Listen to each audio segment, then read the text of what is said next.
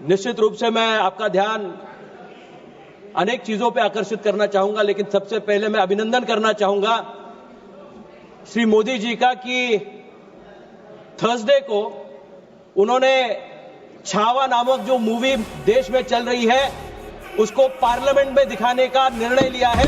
मैं प्रधानमंत्री मोदी जी का अभिनंदन करना चाहूंगा। लेकिन सर, मैडम, कई ऐसे लोग हैं जो औरंगजेब का पुरस्कार करते हैं, वो ये मूवी यहां लगाने नहीं चाहते। जिस शिवपुत्र संभाजी ने अपना प्राण इस देश के लिए, देव देश आणि धर्मासाठी ज्यांनी प्राण या देशामध्ये त्यागले, त्या छत्रपती शिवाजी महाराजांच्या सुपुत्राचा, त्या छाव्याचा चित्रपट आज देशाच्या संसदेमध्ये लागतोय, याचा सार्थ अभिमान महाराष्ट्रातल्या तमाम जनतेला आहे। आणि मला गर्व आहे की संभाजी महाराजांचा छावा हा पंतप्रधान नरेंद्र मोदीजी ही पार्लियामेंटमध्ये त्या ठिकाणी दाखवणार आहे। सर, इकोनॉमी बढ़ाने के लिए जो नया रोल मॉडल आगे लेके प्रधानमंत्री जी चल रहे हैं, यह जज्बा उनको मिला है छत्रपति शिवाजी महाराज से। टैक्सेशन सिस्टम तब के टाइम में जो हुआ करता था शिवाजी महाराज के टाइम में, उसको इलैबोरेट करते हुए एक ही टैक्स लोगों पे होना चाहिए। बहुत अलग अलग टैक्स के सेक्शंस कांग्रेस के टाइम में यहां देश में चलते थे, लेकिन उसको अलग थलग दिखाते हुए उन्होंने एक नया सिस्टम बनाया जिसमें जीएसटी के माध्यम से हर एक टैक्स पेयर को उसमें लाया।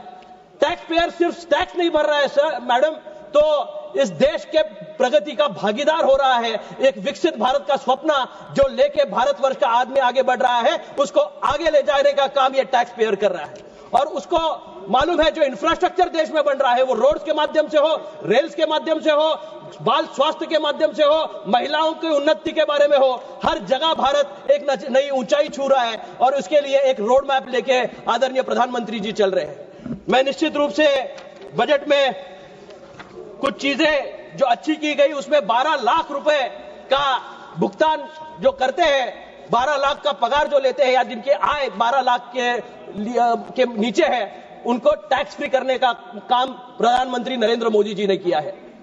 मैडम, यह बहुत क्रांतिकारी निर्णय है जिसके माध्यम से आम आदमी की आय उसको टैक्स फ्री करने का काम श्री नरेंद्र मोदी जी की सरकार ने करा। जिसका सिर्फ 60,000 की आय जिसकी थी, उसको टैक्स फ्री करने का काम कांग्रेस के शासनकाल में था, उसको 12 लाख तक ले जाने का काम नरेंद्र जी मोदी सरकार ने करा है। मैं इस माध्यम से, इस प्लेटफॉर्म से आपसे बात शेयर करते हुए यह जरूर कहना चाहूंगा, जजिया कर लगा करता था मुगलिया सल्तनत में, और जजिया कर के लिए उसको प्रोत्साहन देने का काम इसने, जब ये जीएसटी आया तो इसे गब्बर टैक्स का नाम दिया गया, जजिया कर का नाम दिया गया। जिस औरंगजेब का पुरस्कार ये कर रहे हैं कर्नाटक सरकार में, एक तरफ यहां विपक्ष के नेता संविधान हाथ में लेके खड़े रहते हैं और कहते हैं कि हम संविधान बचाना चाहते हैं, और दूसरी तरफ कर्नाटक में संविधान बदलने की बात यही लोग करते हैं। मैं निषेध करता हूं ऐसी सरकार का जो संविधान को कटघरे में रखने का काम ये लोग कर रहे हैं। बाबा साहेब अंबेडकर के माध्यम से दिया हुआ संविधान इस दुनिया का सर्वश्रेष्ठ संविधान है, और उस संविधान को सर पे लगा के, दिल में बसा के प्रधानमंत्री जी आगे का दौरा कर रहे हैं। लेकिन इनको इस पे राजनीति करनी है, और इस राजनीति का तंज कसने के लिए वो निचले स्तर पे जाने की कोशिश कर रहे हैं। मैं महाराष्ट्र से आता हूं। कुछ 2 दिनों से आप टीवी पे देख रहे होंगे कि जिसका एक कमरा खाली है, वो जोकर महाराष्ट्र के उप मुख्यमंत्री के बारे में कुछ अनाप शराब बक रहे हैं।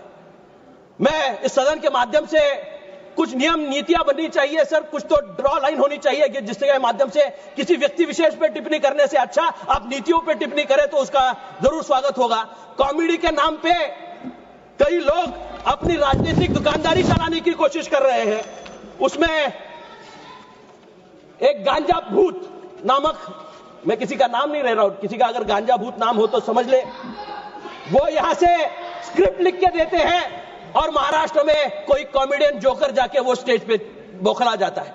मैं इस संसद के माध्यम से निश्चित रूप से डिमांड करना चाहूंगा कि ऐसे प्लेटफॉर्म्स पे बंदी लानी चाहिए, जिससे के माध्यम से हेट्रेड स्पीच या 2 लोगों में तनाव का वातावरण एक राज्य में बनते हुए देखा जाए।